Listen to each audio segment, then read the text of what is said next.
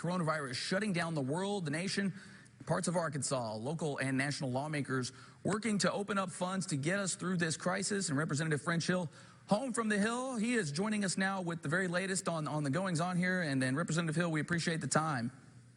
Thank you, Jay. All right, let's get to it here. I know there were some fascinating things as part of this bill, and I know it's caused a lot of chatter here, but let me get to a couple things here. For the House and the Senate, there were some line items in there for $35 million combined, and I know it looked in there, it was classified as salaries. Kind of explain some of that. Sure, there was $25 million in the appropriation bill for the House, which allows the House to have money to buy extra laptops, extra telecommunications equipment, run teletown halls for members. All 435 members of the House and all 100 members of the Senate are now dispersed. So that money did not go to salaries of anyone on the staff or the members of Congress. It was to buy equipment, communications equipment, so that we can better serve our constituents remotely now. And to the NOAA and NASA, about $80 million combined. What are we looking at with that? Because I think a lot of people would think, what's the connection with the coronavirus when it comes to those two entities? But when I look down most of the accounts in the supplemental appropriation, Department of Government by Department of Government, most of it was directly related to health connected to the coronavirus, cleaning their facilities connected to the coronavirus, telecommuting, remote work. So each of those departments of the government, when you look at those numbers, most of it relates to the coronavirus impact on trying to have continuing operations. Seems legit there. And now the Endowment for Arts and Humanities, $150 million. I know that one's getting a lot of buzz on social media here. So what's the thought process behind the arts and humanities?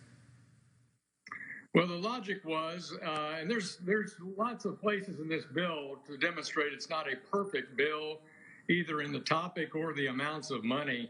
But the logic was those would be grants to state humanity organizations to help the nonprofits in the cultural, humanities, and arts in each of our states to make sure that they are able to continue their programming during the coronavirus impact, because all the nonprofits are affected financially through the lack of contributions and the lack of audience.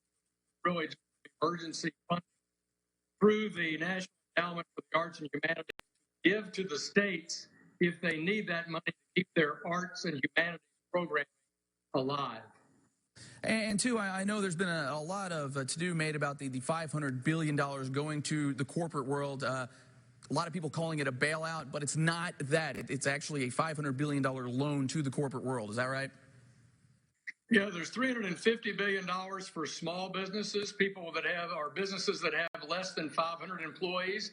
That includes independent contractors, the self-employed, sole proprietors like a barbershop or a restaurant. And there's $500 billion to be secured loans to big companies that employ hundreds of thousands of people in our country to get them through this liquidity crisis.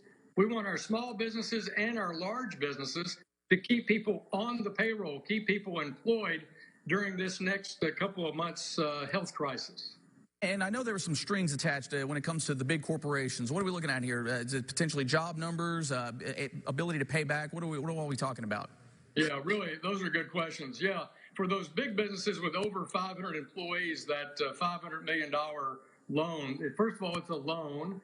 It has to be paid back. Secondly, they have to keep their employment in place. They can't have layoffs. They cannot pay dividends out to shareholders or use it for stock buybacks. And it's secured. It has to have collateral. So that's why I think there's some important safeguards and oversight issues for those bigger corporation loans. We're taking a lot of this, and now we're looking forward here. There's a lot of monies being thrown around in here when it comes to working remotely and upgrading technologies. I guess, is this something going forward now we're going to see a lot more of in Washington? If we're going to spend the money to do it now, is this something that the district could maybe take advantage of going forward here, or what else can sort of all that IT be used for going forward? Well, I think, Jay, this is a wake-up call for the United States. We have a very interconnected global world We know that through telecommunications and the internet and certainly through airline traffic. But as we plan for the future, we need to be sensitive to the risk of a cyber attack through that interconnected world. And now we're seeing the impact of a pandemic, a health crisis through that connected world. So I believe that having the backup systems to fully operate our businesses remotely through telecommuting, through products like Zoom and teleconferencing are critically important for contingency plans, not only the United States government, but for private business as well. I think we're going to learn a lot going through this crisis. And kind of piggybacking off some of the IT, how much have we put towards rural connectivity? And I know that's a big thing here in Arkansas.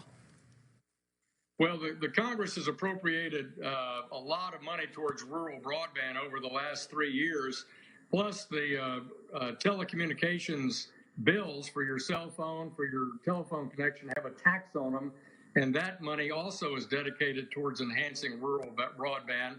But in this supplemental appropriation that President Trump signed into law Friday, there's additional funding for rural broadband, which is so important, as you know now, with telehealth, which is such an important part of seeing patients now in the middle of the pandemic. And how much of a thing, kind of piggybacking again off of just being able to work remotely, how much is telehealth going to be a focus in the country now going forward, because we've made all these steps and it's really come to the forefront here of late?